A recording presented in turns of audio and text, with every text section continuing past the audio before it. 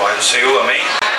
Queridos, queria convidá-los, se possível, a se colocar em pé, por favor, e abra a sua Bíblia comigo no livro de Apocalipse, capítulo de número 22 e o versículo de número 12.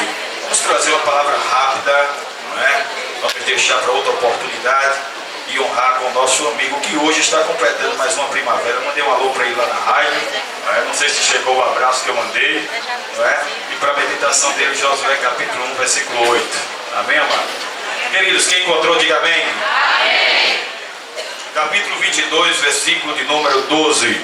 Repita comigo: eis que venho sem demora. Só essa parte A. Capítulo de número 3 de Apocalipse, versículo de número 11. Repita comigo e diga: eis que venho sem demora. Guarda o que tens, para que ninguém tome a tua coroa. Olhe para o teu irmão mais próximo de você e pergunte para ele: estás preparado para o grande encontro? Pergunta para ele: o que é que tu tens nesta noite para o grande encontro? Vou citar, queridos, o desejo do meu coração é que o Espírito Santo aplique este texto às nossas vidas. A Bíblia fechada é um livro, mais aberta é a boca de Deus que se revela a todo aquele que crê. Eu queria que você prestasse bem atenção. O livro de Apocalipse é um dos livros mais interessantes na Bíblia Sagrada. Ele não está em último lugar nos livros contundentes do Novo Testamento, simplesmente por estar. Este livro, ele é um livro pequeno.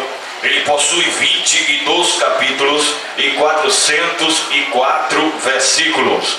Este livro é conhecido, segundo a visão futurista, como a revelação de tudo aquilo que está para acontecer.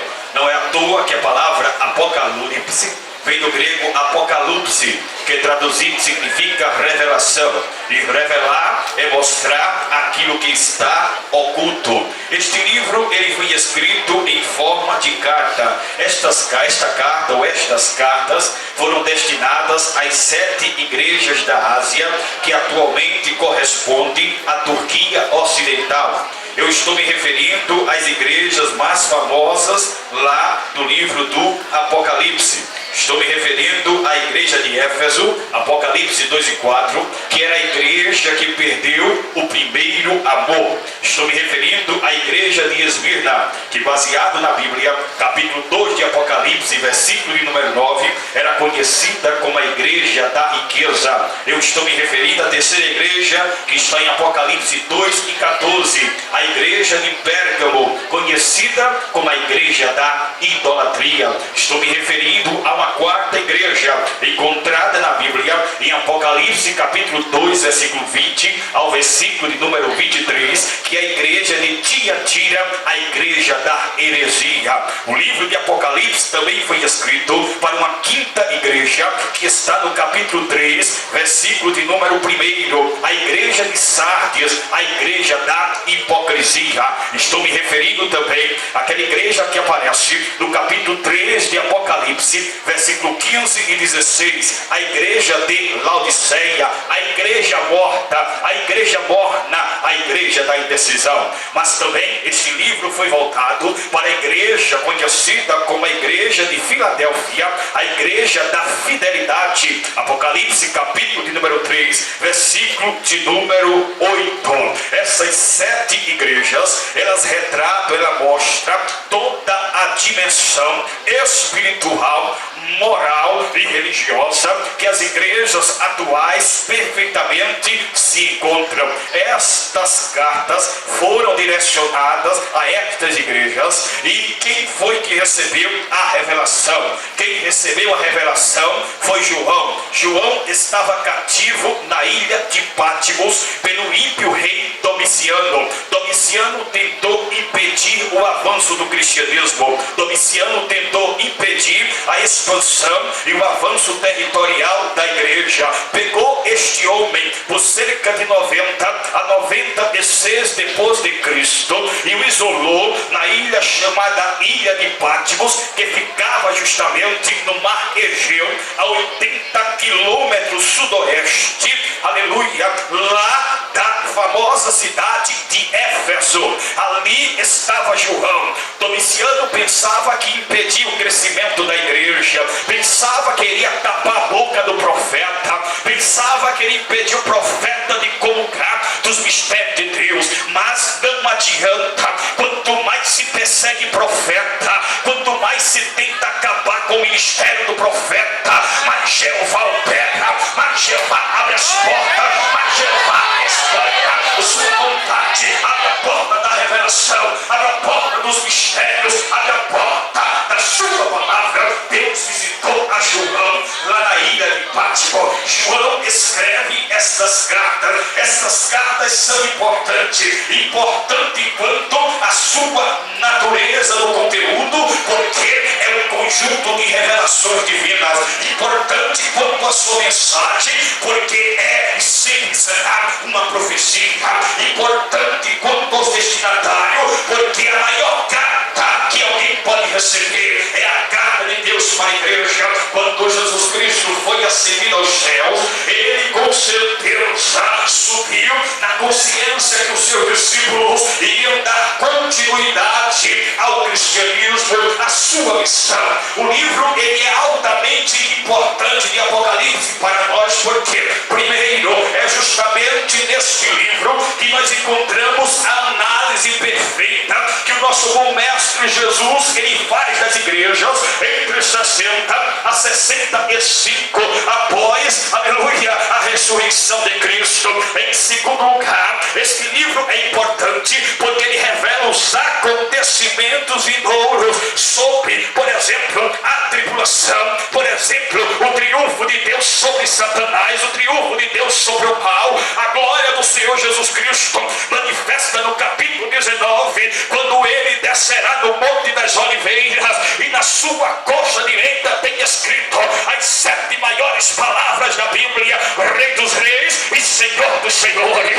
Os cientistas estão preocupados com a profecia, os cientistas estão com medo com esta profecia e já soube que estão construindo uma muralha de aço, estão em projeto para construir, para impedir a profecia acontecer. Mas não tem muralha de aço, não tem muralha de ferro, não tem muralha de cimento que resista à glória e o poder de Jesus Cristo. Quando ele descer no Monte das Oliveiras, o monte vai se fender de alto a baixo. Aleluia! Quem crê nesta promessa, levante a mão e dá glória para Deus nessa noite.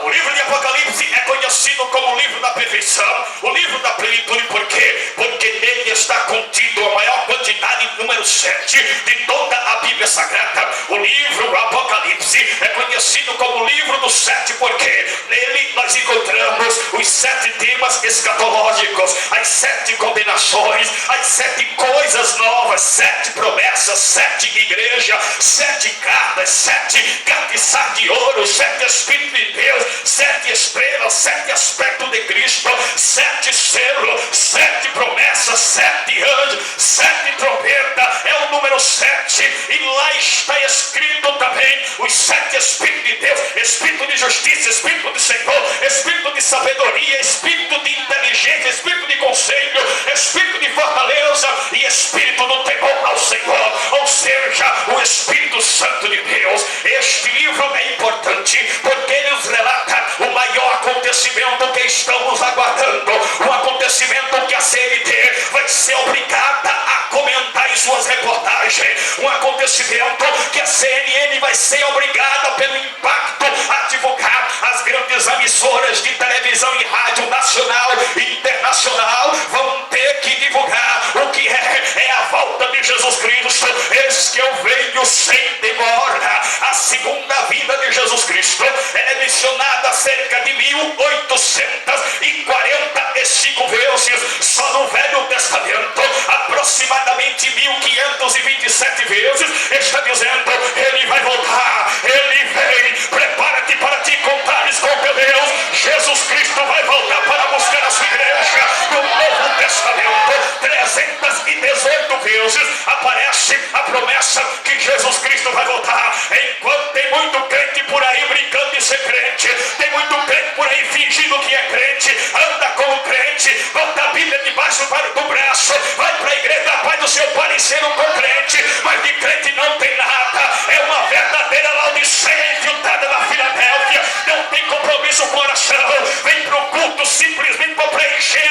da semana, não ora mais, não canta mais, não profetiza, não sente a presença de Deus. Quando o pastor está à frente, perde mais tempo observando se o pastor está pregando bonito, está pregando feio, ou se está pregando debaixo da direção de Deus. É um perigo esses crentes que têm invadido as igrejas por aí, mas eu sei que aqui nesta noite só tem crente de Filadélfia. Crente de filadelfiano é diferente, ele vem para adorar, ele fica inconformado quando não fala línguas estranhas, ele fica perturbado, preocupado quando não derrama a lágrima na presença de Deus. Cadê os crentes de Filadélfia? Deixa eu ver se tem crente de Filadélfia, deixa eu ver. Aleluia, Jesus vai voltar. Por que ele vai voltar? Porque os profetas profetizaram que ele iria voltar. Folheando a Bíblia Sagrada, eu me deparo na época de 536, antes do nascimento de Jesus Cristo.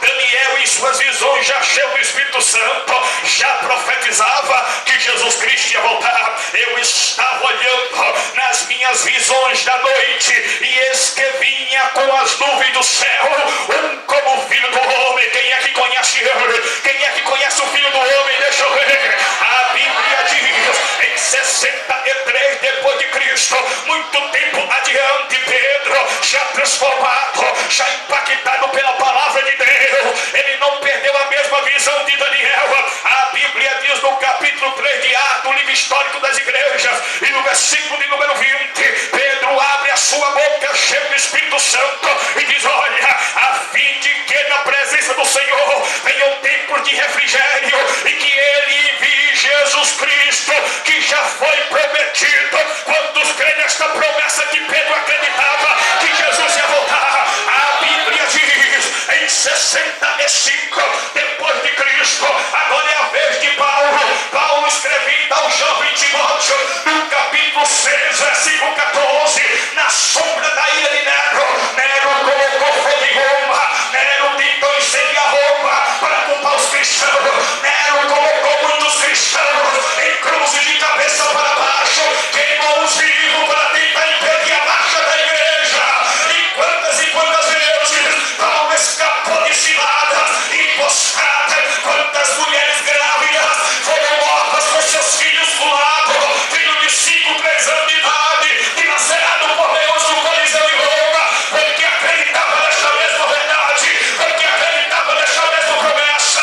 Paulo, nas vésperas de ser morto por Nero, ele abre a sua boca para um jovem Timóteo, no capítulo 6 da primeira epístola, e no versículo 14 diz: Timóteo, eu tenho um pedido a te fazer. Ó meu jovem, guardes o mandamento imaculado, o mandamento irrepreensível, até a volta manifesta do nosso Senhor e Salvador Jesus Cristo, porque fiel é aquele que nos prometeu: Jesus Cristo vai voltar. Vocês lembram? Quando Jesus Cristo estava na antevéspera de ser crucificado, no capítulo 14 de João, ele reúne os seus discípulos. Os discípulos estavam preocupados, sabia que a profecia se cumpriu de Gênesis 13:15, que o cordeiro iria ferir a cabeça da serpente. Para se cumprir a profecia, tinha que enfrentar o Calvário. Naquela hora, Jesus estava sondando os corações, porque ele tinha duas naturezas. Por exemplo, na natureza humana ele teve mãe biológica, não teve pai biológico, teve pai adotivo, mas na natureza divina ele chegou para os judeus, capítulo 8, versículo 58 de João: olha, porque vocês estão assim? Vem cá, Jesus, tu estás dizendo que és antes de Abraão, mas tu não tem nem 55 anos. Ele olha para aquele homem e mostra a sua natureza divina e diz: olha, em verdade eu vos digo que antes que Abraão existisse eu sou, ou seja, antes do céu e da terra eu já era. Para se cumprir o que está em João 1, no princípio era o verbo palavra escrita, palavra viva, Jesus Cristo. O verbo era Deus, e nada do que foi feito sem ele se fez. Jesus Cristo, na sua natureza divina, sondou os corações do discípulo e disse: olha, não se turbe os vossos corações, credes em